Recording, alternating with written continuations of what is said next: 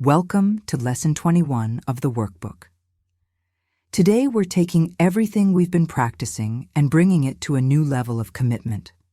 The idea for today is, I am determined to see things differently. And that word, determined, is crucial. This isn't a casual suggestion.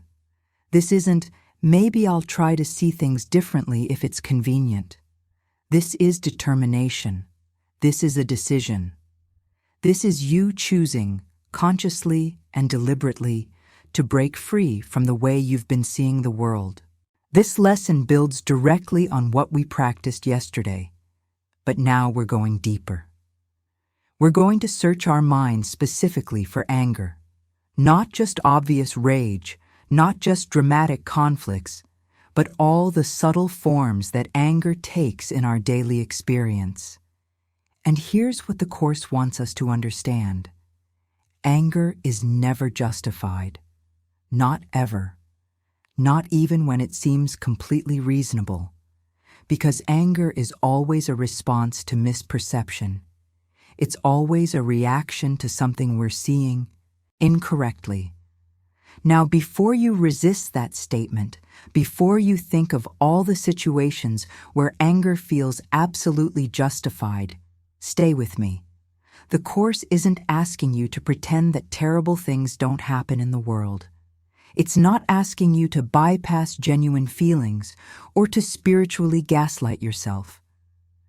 What it's asking is much more radical. It's asking you to recognize that when you experience anger, you're choosing to see something through the ego's lens. And the ego's lens always distorts. Always. Let me read you the instructions for today's practice.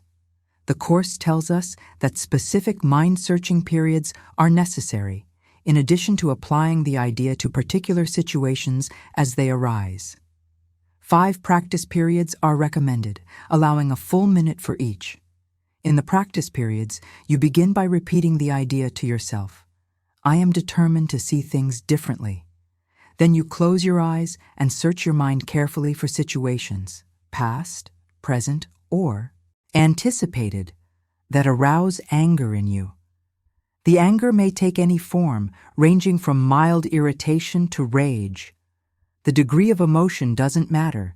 You'll become increasingly aware that even a slight twinge of annoyance is nothing but a veil drawn over intense fury.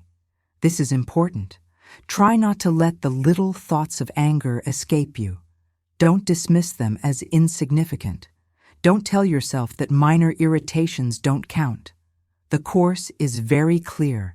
Remember that you don't really recognize what arouses anger in you, and nothing that you believe in this connection means anything. As you search your mind for all the forms in which attack thoughts present themselves, hold each one in mind while you tell yourself, I am determined to see, name the person, differently.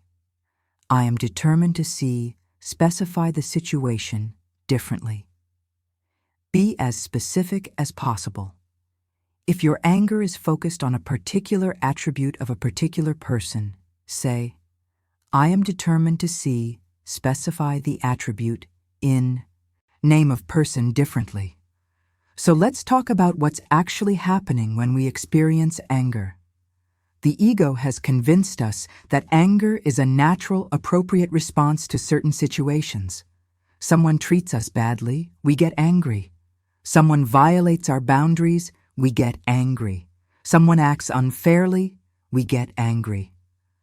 The world even reinforces this. We're told that healthy anger is good, that righteous indignation is justified, that standing up for ourselves requires anger. But the Course is teaching something completely different. It's teaching that anger is always an interpretation. It's not a direct response to reality. It's a response to the story we're telling ourselves about reality. And that story is always based on the fundamental error, the belief in separation. Think about it. What is anger, really? At its core, anger is the belief that someone has done something to you. It's the belief that you've been attacked, diminished, wronged, hurt. It's the belief that your peace can be disturbed by external circumstances. And all of that is based on the idea that you're a separate, vulnerable body in a dangerous world, at the mercy of forces beyond your control. But here's the truth the Course keeps pointing us toward. Nothing real can be threatened. Your true self, your essence, what you actually are, cannot be attacked. It cannot be harmed. It cannot be diminished. So when you experience anger, you're defending something that isn't real. You're protecting an illusion. You're treating the dream as if it were reality. Now, this doesn't mean that painful things don't happen in the world of form. It doesn't mean that people don't behave in ways that cause suffering. But it means that your anger about those things isn't helping. It's not protecting you. It's not making things better. It's actually binding you more tightly to the very perception that's causing your suffering. Here's where today's lesson gets really interesting. The Course tells us that a slight twinge of annoyance is nothing but a veil drawn over intense fury. This is profound, because we tend to think of anger as existing on a spectrum. A little irritation is different from full-blown rage, right? But the Course is saying no. The irritation and the rage are the same thing. They come from the same source. They're both expressions of attack. The only difference is intensity, not essence. This is why the lesson emphasizes not letting the little thoughts of anger escape you. Because those little irritations are where the ego hides. You might be willing to look at your obvious anger, your big resentments, your clear conflicts. But what about the subtle stuff? The slight annoyance when someone's talking too long, the mild frustration when things don't go your way, the small judgment when someone does something you wouldn't do, the tiny sense of superiority when you notice someone's flaw. All of it is the same mechanism. All of it is the ego saying, I am separate. I am under attack. I am justified in my perception. And all of it keeps you trapped in a way of seeing that causes suffering. The lesson warns us about something crucial. You'll probably be tempted to dwell more on some situations or persons than on others, believing they're more obvious. But this is just the belief that some forms of attack are more justified than others. And the Course is clear. No attack is justified. Ever. This is where we really resist. Because we have hierarchies of anger. We think some anger is reasonable and some isn't. We think being angry at genuine injustice is different from being angry about trivial things. We think our anger is different from other people's anger because ours is based on truth. But here's what the Course is teaching. The justification is the trap. The moment you start believing that your anger is justified, you've made it real. You've given it power. You've locked yourself into a perception that will keep you suffering. Because justified anger is still anger. Reasonable attack is still attack. And attack in any form separates you from peace. So what does determination mean in this context? It means recognizing that you have a choice.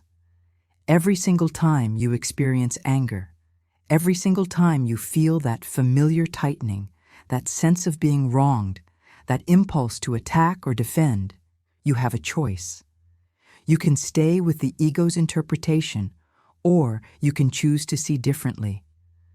Determination means you're no longer willing to be a passive victim of your perceptions.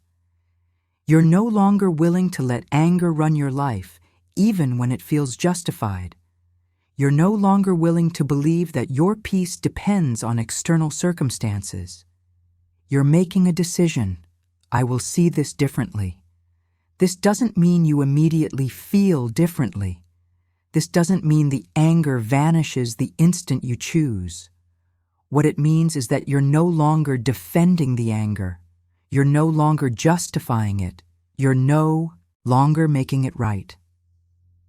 You're saying, I know there's another way to see this, and I'm willing to find it. So, how do you actually practice this today? The course gives you very specific instructions. 5 practice periods, 1 minute each. Close your eyes. Search your mind for anger. Don't just wait for it to appear obviously. Go looking for it. Scan your recent past. Think about today. Think about yesterday. Think about situations coming up that you're already feeling tense about. And be specific. Don't just think, I'm angry at that person. Name them. Say their actual name in your mind. Don't just think, that situation bothers me. Describe it specifically. What exactly are you angry about? What particular behavior? What specific attribute? What precise circumstance is triggering the anger? And then, with that specific person or situation clearly in mind, say, I am determined to see this differently. I am determined to see you differently. I am determined to see this situation differently. You're not trying to force yourself to feel love. You're not pretending the anger isn't there. You're simply acknowledging that your current perception is causing you to suffer, and you're willing to see it another way. You're opening a door. You're creating space for the Holy Spirit to show you a different interpretation. The lesson also asks you to apply this throughout the day as situations arise.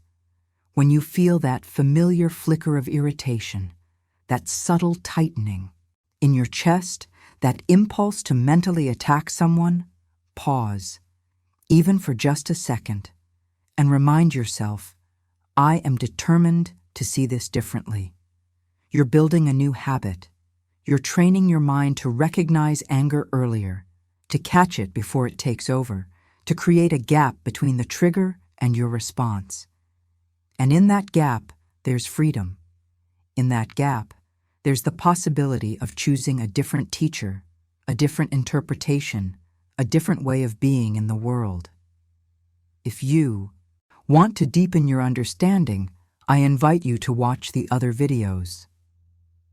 The text explores in depth the nature of projection and what it really means to see with the eyes of the Holy Spirit. The explanations in the text, along with daily practice, accelerate the transformation. As you practice this lesson today, you might notice something interesting. You might discover that you have far more anger than you realized. You might find layers of resentment, frustration, irritation that have been quietly running in the background of your mind, affecting your peace without you fully recognizing it. This isn't a problem. This is the point. You can't heal what you don't acknowledge. You can't change what you don't see. So if this lesson brings up a lot of anger, if you find yourself making long mental lists of people and situations, don't despair. You're not creating the anger by looking at it. You're just becoming aware of what was already there. And awareness is the first step toward freedom. Because once you see clearly what you've been doing, once you recognize how much energy you've been putting into justified anger and attack, you can make a different choice. You can choose determination. You can choose willingness. You can choose to see differently. This is the path of miracles. Not dramatic, sudden transformations, but small, consistent choices made moment by moment, day by day, to see through the ego's lens a little less, and through the vision of the Holy Spirit a little more. So today, practice determination. Practice the willingness to see differently.